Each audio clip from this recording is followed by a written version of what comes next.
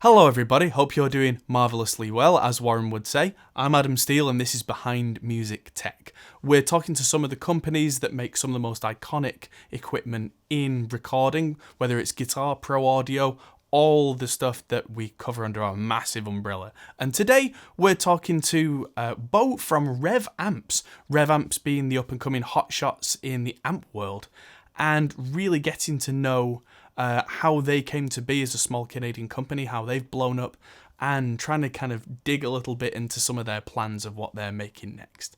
If you're listening to this on MP3, go ahead and check out the video version that's on my channel. If you're watching this on my channel, go and listen to the MP3 version on the Produce Like a Pro podcast on iTunes and everywhere else that you'll find a podcast. Check out the Ultimate Reaper guide that I made that's on Pro Mix Academy, and also check out the Produce Like a Pro Academy where I do all sorts of teaching things. Without further ado, Bo from Revv. Hey everybody, I'm here with Bo from Revv, and you've been with Revv for quite a while, you were saying. I've been with them for about a year and a half now, actually. I guess, company's only been around for like 8 years, so I mean, In the grand scheme of things, it's not, quite a while, yeah. So you kind of shifted position recently? I'm kind of in transition right now, doing more like street team work. I was started as a builder though, so I've been building all the Mark III generators for the last year and a half, yeah. Which, I was just saying, I had a Mark III generator for a while and it was incredible. I couldn't do it justice, but when I will admit to my regret on camera that I did sell it, but the guy that I sold it to, he played it and my jaw was open. I was like, I've made a mistake. I can't make them sound that good either, but yeah, they're pretty incredible amps, yeah. Yeah, so versatile. I used it for preamping in the studio a few times and it sometimes just hit the spot. Yeah. Super versatile thing. I mean, those must be really complex to build as well. They're actually not. So Dan, this is the third, the Mark III now, right? Yeah. So it's a third revision of the same kind of flagship amplifier. Yeah. And Dan has made the design so dummy-proof. I had no electronics experience at all before I started with Revv. Right. So it's the easiest thing in the world. The way he's designed it now, pretty much learned how to build them in a day.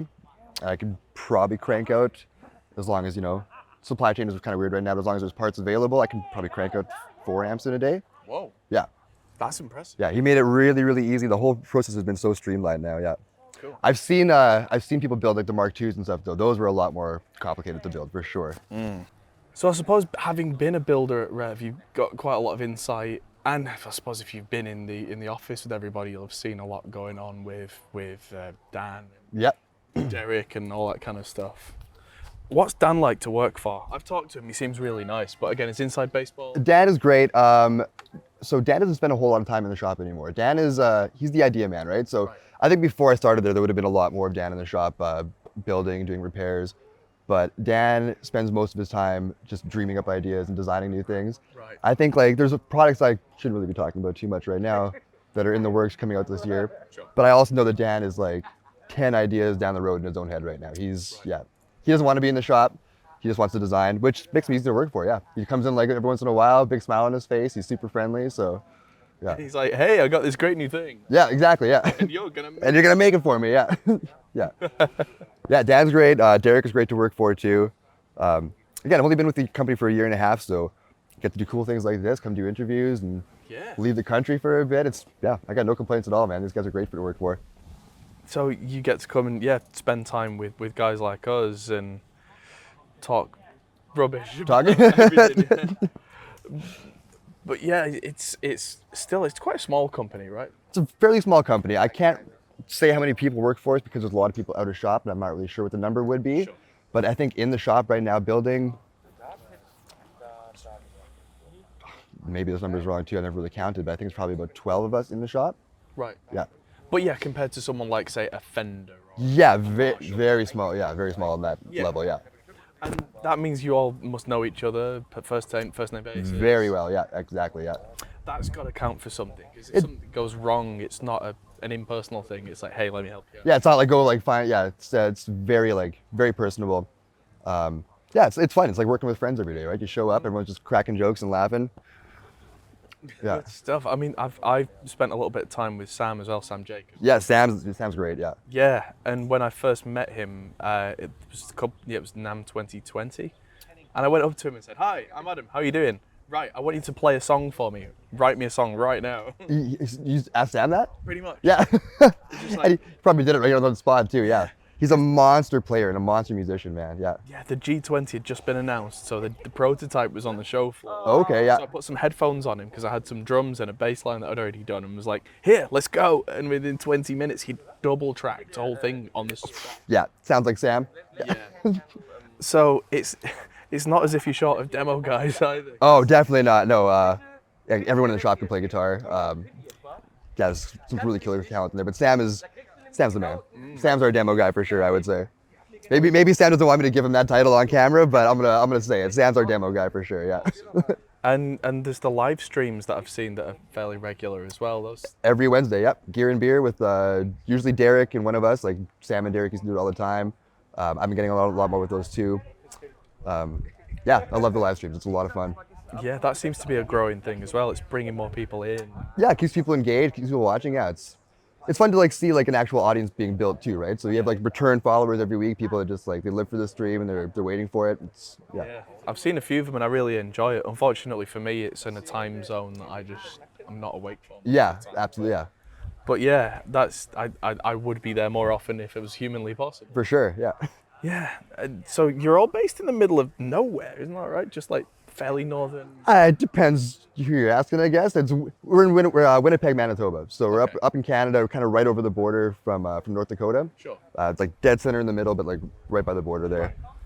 It doesn't feel like the middle of nowhere to me, but I mean, Right. I'm there, right? So Yeah, of course. No, I came out here and everybody thinks I'm American. I keep saying I'm from Winnipeg. They're like, where is Winnipeg? Yeah. Home of Chris Jericho and Revv Amps. There we go. Yeah. And I should be clear, actually, we're not, I guess, based in Winnipeg. We are a smaller town, like just outside the city. So, I mean, you're technically right. It's kind of the middle of nowhere.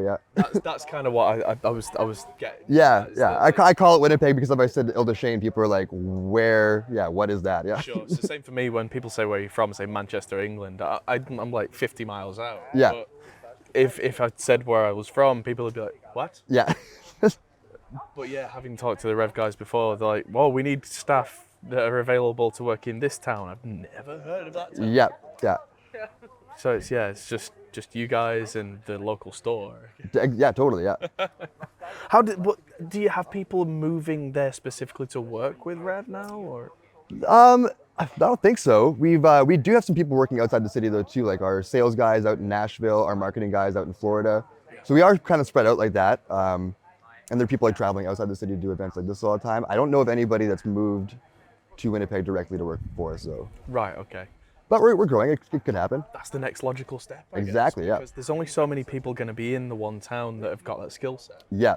or that want to be part. Or of that that want to skill be set. part of it. Yeah. Yeah, and with the inevitable growth of something like Revv, I mean, that's the future, right? Yeah. Is Yeah. you've got companies like, you start to be mentioned in the same breath as, Orange, Marshall. Yes, they've got the biggest sales numbers, sure, but whenever we talk about, as YouTube guys, we talk about brands, Revv comes up. Yeah. every time. That's great to hear. Yeah. Yeah. We're definitely a growing company. The last couple of years have been it's been a lot of growth for Revv. It's been fun to watch too. Like getting in like just a year and a half ago, kind of like as things were really starting to take off. I guess before like the release of the D20 and the G20, that was huge for us, and that's where the company really started to like skyrocket and get a lot of notoriety. So I would have joined after that, but still fun to watch like kind of the company start here when I was there and then just take off, man. Yeah. Yeah. It's been a lot of fun for me to watch too, because I'm very good friends with the Two Notes guys. Yeah. I work with them a lot, and so because of that, I've been working with them for, I don't know, 7 years or so. Yeah, at this okay. point. So talking to Guillaume from Two Notes years ago, he's like, I'm working with this new company called Revv. I annoyed them at the NAMM booth, and now they're going to do something with me. Yeah. And that whole thing is just snowballs. It really did. That was working with Two Notes and getting the torpedo technology built into the amps. That was definitely a game changer. Yeah. Yeah, because if I remember rightly, you guys were the first to integrate. As far as I know, we were the first to integrate that technology into the actual tube amp. Yeah. Yeah. I'm seeing a lot of companies do it now, though. I know there's a couple amps here that have that kind of same thing. Yeah, that's right. Might even be one or two actually using the same torpedo technology. Yeah. Yes, they are, but Guillaume was saying that I want Revv to be on the forefront of this because it's the leading light. Yeah. Insert advert here. This is where I say, if you've not checked out the Ultimate Reaper guide that's on Pro Mix Academy, then go ahead and search for that Ultimate Reaper guide on Pro Mix Academy. You'll find my face, which if you listen to this on audio, I know doesn't help, but there's only one Ultimate Reaper guide, and that's me. And so that is a place that you can learn all about production with an affordable DAW, like you see behind me, and we can get going with creating beautiful music. Back to Bo. That's a fascinating thing because some of these brands, like Orange, Marshall, I keep mentioning, they're almost legacy brands in a way that. Yeah, you can definitely see that. Yeah, they have like this long history behind them and stuff, right? Yeah. And a lot of the time people go and buy stuff because they've heard of them because their grandpa plays them. Yeah. But the first amp I ever owned was an Orange amp, yeah. Right. Yeah, and I bought it because exactly that. It was like this historical, cool thing. You see them like, saw them all the time growing up, like Paranoid video, like the Black Sabbath thing, right? And I was like, I need an Orange amp, yeah. Yeah. And so there is that, but then the whole world in the last 10 years has just flipped upside down because the internet is just everywhere. Yeah. And so it used to be, I think, that you didn't know what to buy. You looked in a guitar magazine. Yeah. The 3 brands. Yeah, exactly. That's, yeah. And now it's not. And now it's like, what's cool? Yeah, and it's everyone gets the same exposure now too because, yeah, it's just all online. It's just so easy to get around, get yourself heard. Absolutely. But there is that kind of question that Revv is seen very much as a cool brand. How do you not overdo that? How do you not be a try-hard and like, we're trying to be cool? I mean, that's a good question. Yeah, that is a good question. Like, how do we not overdo it? I think we do overdo it sometimes, honestly. I think we do like all the custom Tolexes, like all the custom options and stuff. And like, I don't know, maybe it's not overdoing it, but I think it's just a matter of giving the people what they want. Like when I first saw like the web designer, if everyone goes on the Revv website, there's like an amp designer page. So you can like fully customize like your 120s and stuff. At first I was like, who needs like 30 Tolex options and 4 faceplates in different colors and stuff? But people love it. So I mean, I guess just like listening to the people, just like, yeah, give people what they want, right? If it works for you, just keep it going. I don't think we've actually had any, I say we, I don't think you guys have had any pushback really on anything yet, which is also great. Yeah. Because it shows that you're listening before you release stuff. Absolutely, yeah.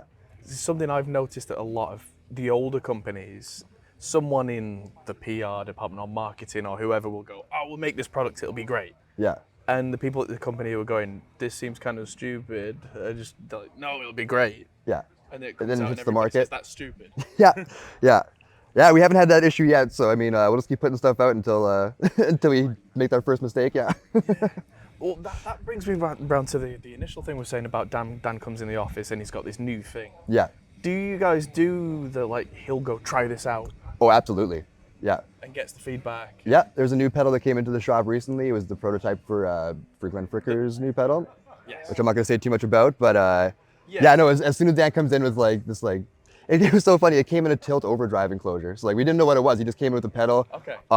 Knobs are just like sticking out like randomly, and like there's like big holes in the. I was like, what is this thing?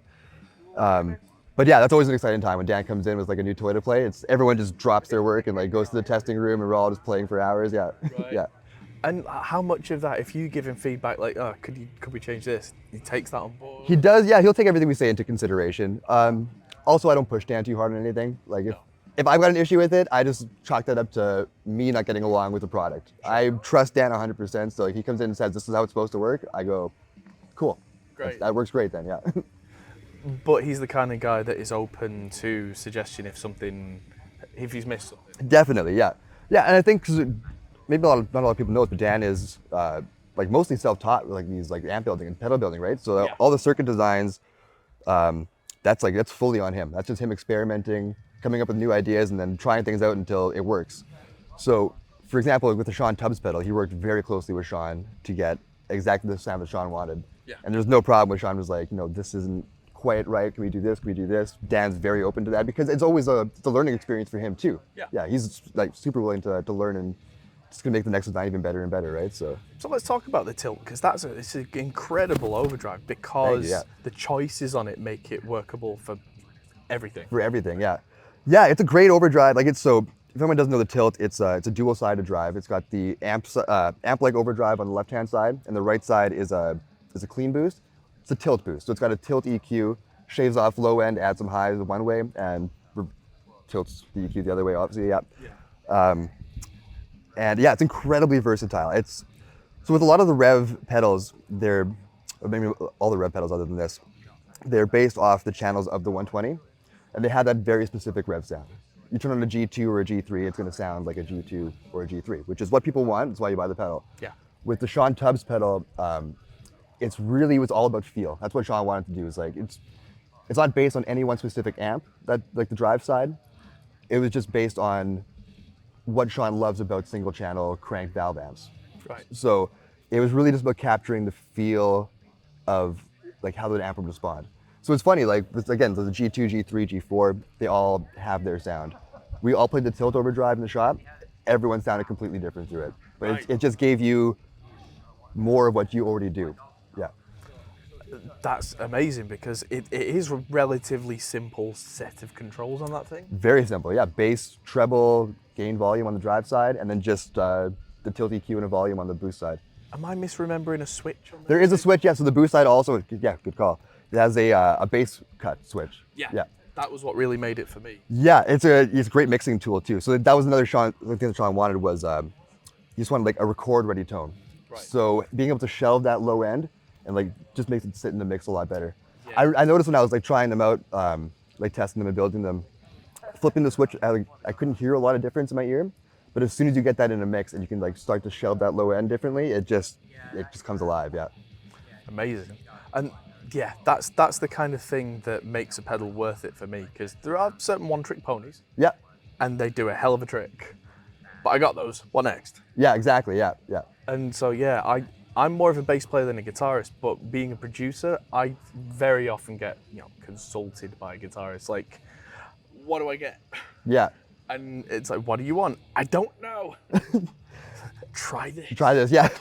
Tube Screamer, SD, yeah, try the basics first, yeah. Yeah, and having something like the tilt where you can just go, try this one pedal, let's just, there you go, happy. I feel like it really, maybe I'm a little bit biased, obviously, but I do feel like the tilt is, yeah, it would work for anyone, any situation, right? Yeah. It can boost a high gain amp already into like a new territory. It's a great, like on its own, into a clean amp. Like I use it through a D20 and it sounds great.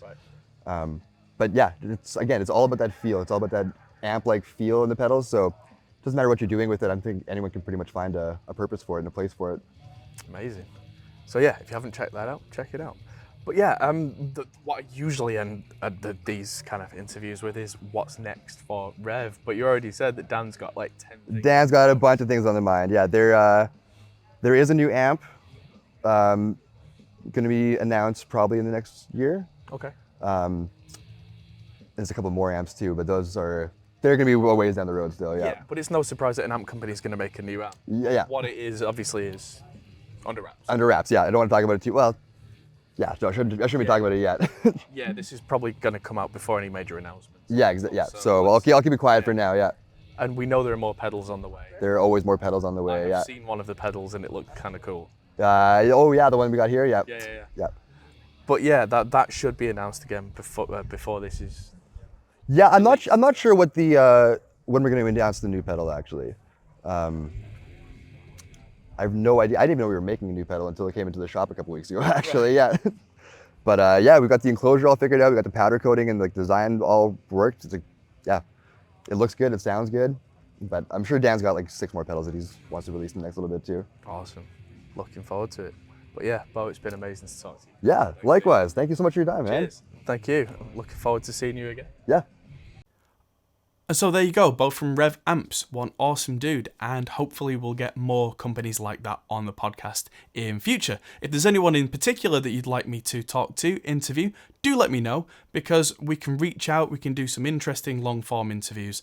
I've got one with cloud microphones coming up very soon, hopefully some very interesting companies that make microphones, speakers, all that kind of stuff. So if there's anyone, like I said, that you want to hear from, let me know. Thanks everybody for watching. I'm Adam Steele and I'll see you later.